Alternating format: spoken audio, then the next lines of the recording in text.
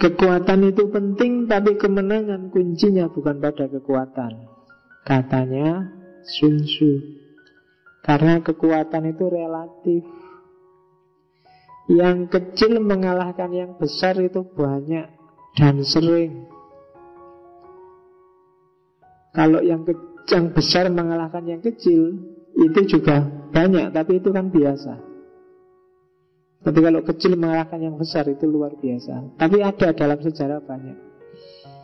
Nabi Daud itu kecil, yang dikalahkan Jalut itu luar biasa, besarnya kayak raksasa katanya, tapi menang. Apalagi banyak contoh-contoh yang sedikit mengalahkan yang banyak, yang kecil mengalahkan yang besar. Saya kecil, kamu gede-gede tubuhnya. Cuma kan aku di sini berarti aku menang. Paling tidak aku menang tua.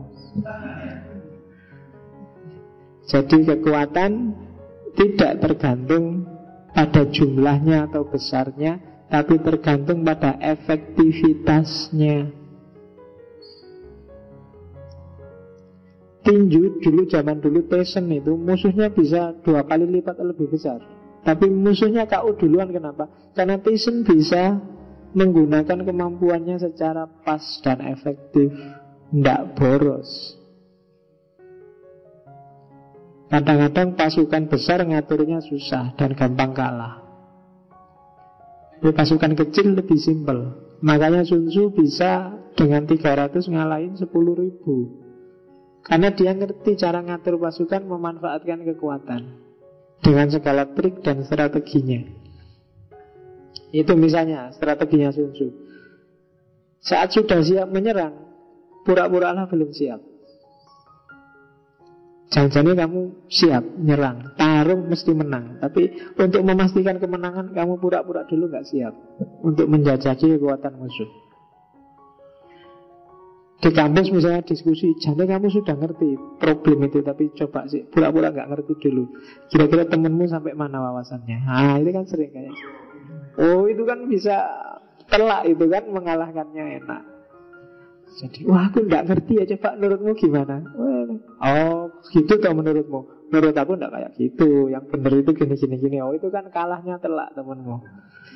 Jadi kalau sudah siap menyerang, pura-pura doang gak siap. Oke. Saat sudah bergerak, pura-pura lah kamu gak gerak, diam. Saat sudah dekat, gimana caranya musuh nganggap kamu masih jauh.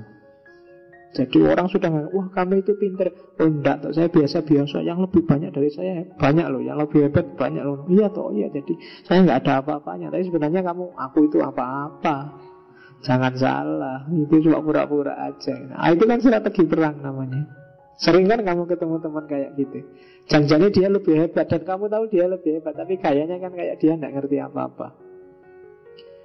Gimana ya? Wah hebat sekali ya kamu ngerti itu. Padahal itu dalam hatinya ketawa. Kayak gitu aja bangga. Nah itu sebenarnya strategi perang juga. Kenapa dia gaya kayak gitu? Karena dia ngerti, dia bisa ngalahkan kamu. Dia bisa mendominasi kamu. Makanya katanya Sun Tzu, buatlah musuh tidak tahu kekuatan, situasi, dan tujuan kita yang sebenarnya, lalu diam-diam bersiaplah dan seranglah tiba-tiba. Nah itu strategi paling dahsyat untuk mengalahkan orang lain. Jadi orang tidak ngerti, kita sudah ngerti apa saja, sudah belajar apa saja, sudah apa saja. Kamu sudah belajar filsafat sampai pertemuan ke hampir 70, wawasannya luar biasa. Begitu temanmu ngomong filsafat, dalam batinmu, sekali cuma itu, gak level. Misalnya tiba-tiba kamu menyerang, terus kamu serang, wah yang kamu omongkan itu keliru, yang benar gini, wah itu bukan telak kalahnya musuhmu. Karena dia nggak nyangka sama sekali, ternyata kamu ngerti. Kalau dia sudah nganggap, dia nggak akan kayak gitu kan.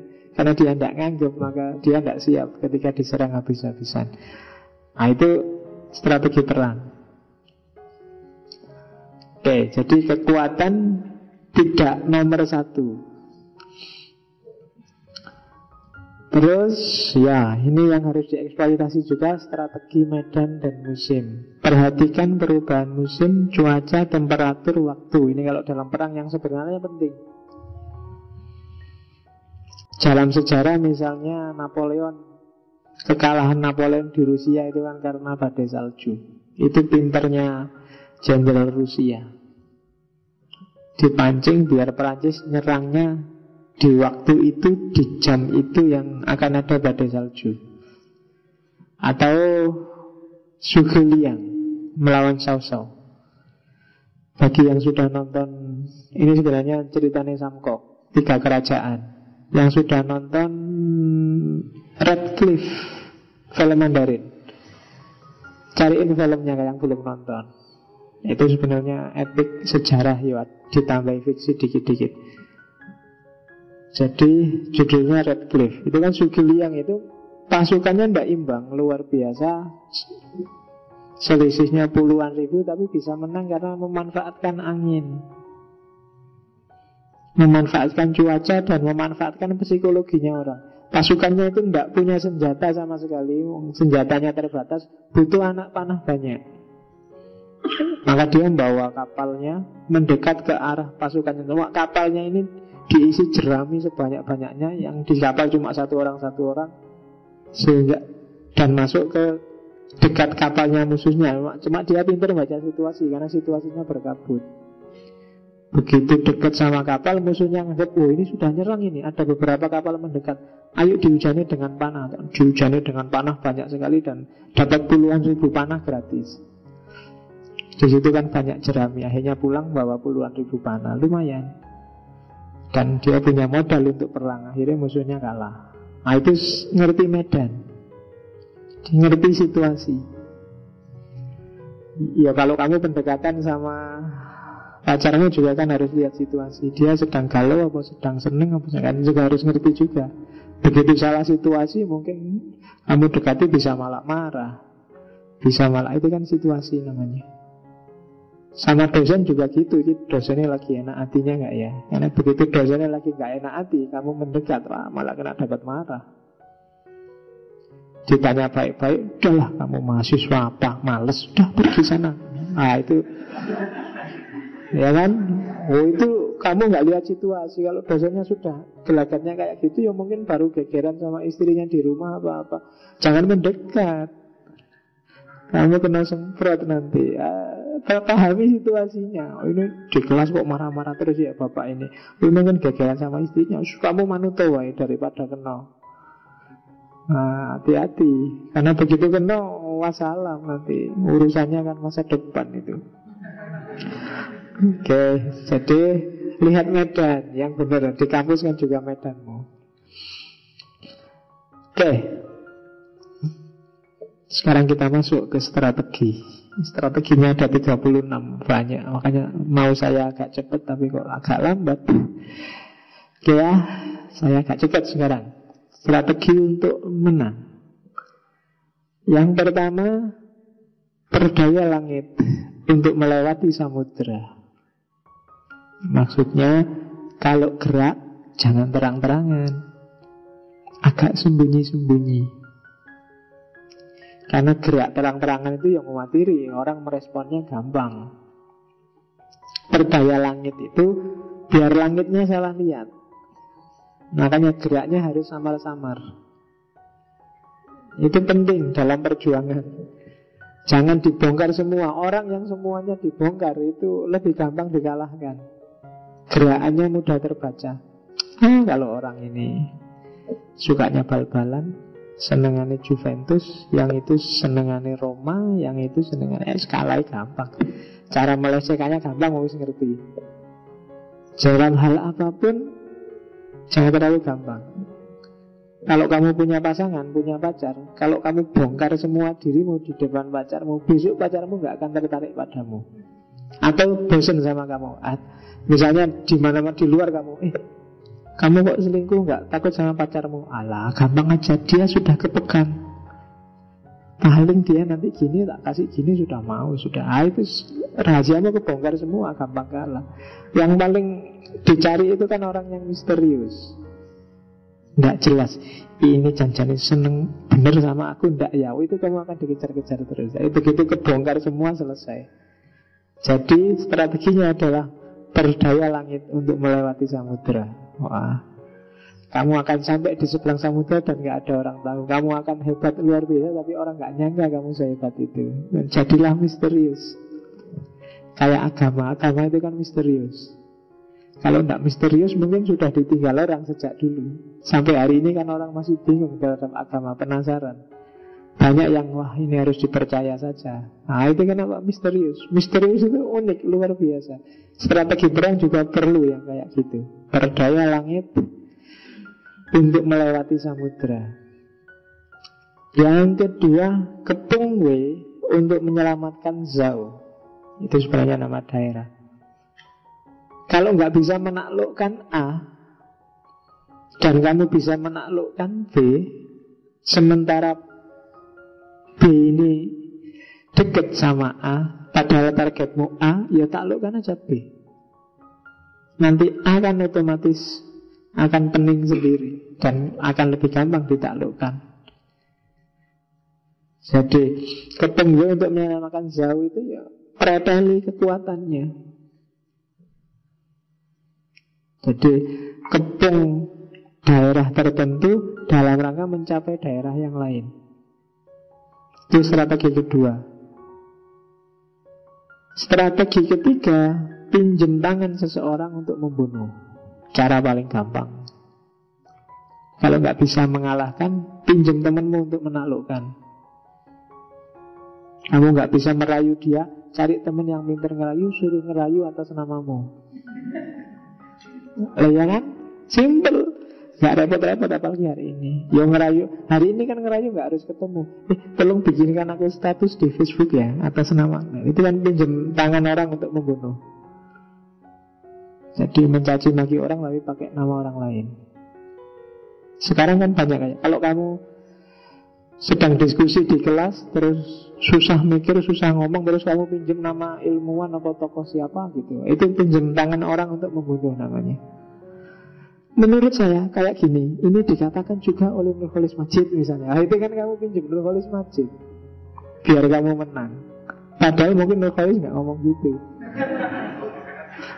Tapi begitu ada nama Nurholis Majid, Amin Abdullah, apa Gadamer, apa itu kan orang sudah mengkerut duluan. Nah, itu strategi ketiga.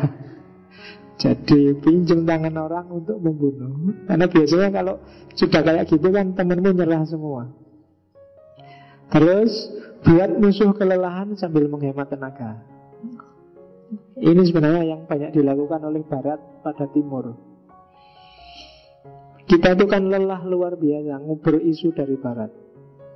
Coba dicek studi Islam itu kan, orang Barat tiba-tiba ngasih isu Islamisasi ilmu. Wah, kamu diskusi capek Islamisasi ilmu. Belum selesai diskusinya dikasih isu lagi, civil society. Wah, kamu capek lagi di civil society. Belum selesai civil society ada isu baru lagi, filsafat makosid. Aduh, penting lagi, belajar lagi. Belum lagi ada Islam kosmopolitan. Capek lagi. Loh, kamu kesel. Padahal yang kamu bahas itu tidak mesti nyambung sama realitasmu sehari-hari. Tapi seolah-olah itu penting karena kamu dipancing untuk bahas itu, ditunjuk. Itu penting loh, ayo dibahas. Dan kamu capek, tidak bisa ngejar Barat. Kamu dikasih isu terus. Nah, itu sebenarnya strategi juga. Tidak pernah kan isu itu muncul dari Indonesia yang belajar Islamic Studies kontemporer. Pasti dari luar. Apa sih urgensinya bahas Islamisasi ilmu untuk konteks Indonesia yang ilmu Islamnya aja belum paham? Apa sih ya kayak gini nih yang strategi Barat kadang-kadang kan. Kamu capek terus belajar, dilempari isu terus sama Barat. Tiba-tiba ada gender, ada HAM, ada kita tidak pernah bermasalah dengan gender, tiba-tiba ada itu masalahnya terus. Dan kita capek sendiri. Betul. Mereka tenaganya banyak. Itu strategi juga. Kalau kita sudah capek, gampang ditundukkan. Terus gunakan kesempatan saat terjadi kebakaran untuk merampok yang lain. Itu kedengarannya agak jahat, tapi ini maksudnya kalau ada kekacauan, itu saatnya kita masuk dan mengambil keuntungan. Kalau tidak ada kekacauan, bikin kekacauan. Oh, itu strategi dahsyat. Jadi kalau nggak ada kekacauan, iya ayo dibikin kekacauan. Begitu ada kekacauan kita masuk. Kok rukun-rukun saja? Biar gegeran. Kalau sudah gegeran, kita datang sebagai pendamai. Wah, nama kita baik. Jadi kalau bisa nggak usah perang, makanya katanya kita kacaukan kayak gitu aja, nanti kita menang sendiri. Kita bikin ekonominya kacau. Kalau sudah ekonominya kacau, kita masuk nawarin utang. Kalau sudah utang, tergantunglah dia pada kita. Itu strategi hebat. Kamu jangan nangis kalau sudah kalah sampai sekarang, karena kita kalah strategi. Coba dicek Cina itu, pinternya Cina lagi Tiongkok, pinternya beberapa gayanya orang Tiongkok untuk mengacaukan bisnis lokal kan kayak gitu. Lagi asik-asiknya kita nyari HP Nokia, HP dia ngacaukan masuk dengan HP Cina. Kualitasnya sama dengan harga lebih rendah. Itu kan bisnis lokal kolab gitu kan. Nokia aja sekarang tidak populer lagi, kalah jauh sama kelompoknya Cross, Samsung, apalagi yang kayak gitu kan. Loh, itu kan strategi. Kalau pas ada kebakaran, kita rampok yang lainnya. Jadi waktu kacau kita masuk. Kalau tidak kacau kita bikin kacau, terus kita masuk. Sudah nggak usah beli iPad, kita kasih yang baru iPad. Nah, zaman dulu ada iPad itu kan. Itu pinter Cina kan itu. Oke. Terus strategi ke-6, berpura-pura menyerang dari timur, tapi seranglah dari barat. Nah, itu juga menjebak kan. Hati-hati ya, besok kamu tak serang dari timur, tapi serangnya dari barat. Kalau musuhnya sudah ngerti, mesti kebalikannya. Dibalik strateginya. Hati-hati, besok tak serang dari timur. Mesti barat, ada barat, seranglah dari timur. Oh, itu pinter-pinteran. Strategi perang kan kayak gitu. Dan untuk tahu musuhmu paham apa enggak, dia memahami kayak gimana, itu gunanya mata-mata. Nanti bab terakhir ada mata-mata. Cuma tidak saya masukkan di sini. Ya mata-mata kamu sudah paham lah. Tiap hari nonton James Bond.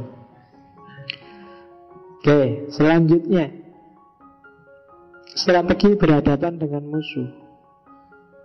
Strategi ke-7, buatlah sesuatu untuk hal kosong. Ada kalanya kamu harus melakukan hal tidak ada artinya berapa kali, sehingga orang meremehkan. Allah, tidak ada artinya dia. Pada orang sudah meremehkan, pada saat orang tidak peduli lagi sama kamu, dianggap kamu tidak ada artinya, saat itu masuklah dengan yang dahsyat yang ada artinya. Itu strategi ke-7.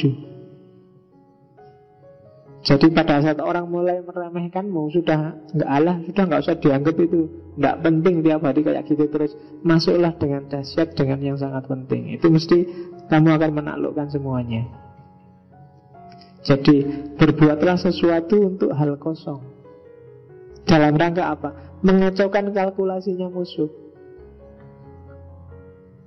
Yang ke-8, secara rahasia pergunakan lintasan Zhengshan. Jadi carilah jalur alternatif yang orang tidak nganggep kamu akan masuk dari situ. Tiba-tiba kamu masuk dari situ. Nah, itu secara rahasia gunakan lintasan Zhengshan.